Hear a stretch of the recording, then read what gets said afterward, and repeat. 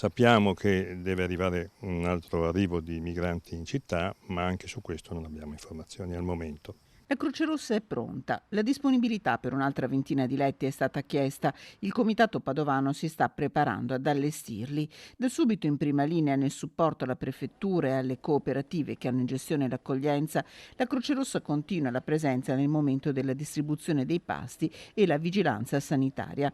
A Padova 50 letti sono stati allestiti nella palestra dell'Istituto Agrario San Benedetto da Norcia in via Cave, 35 nella palestra della scuola media Falconetto di via Dorighello, 42 nella palestra comunale di Feriole. La situazione è sotto controllo anche dal punto di vista sanitario.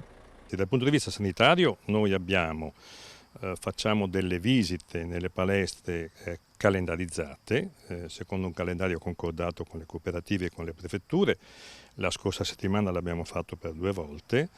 E poi forniamo una reperibilità nell'ambulatorio che è alle mie spalle, che è l'ambulatorio del Comitato di Padova, dove c'è un team reperibile a casa se ci sono bisogni, in modo da non intasare eventualmente il pronto soccorso. Al momento attuale la situazione sanitaria posso veramente essere tranquillizzante, assolutamente sotto controllo. Il problema è il tempo. La riapertura delle scuole si avvicina e la prefettura è alla ricerca di strutture adatte all'ospitalità.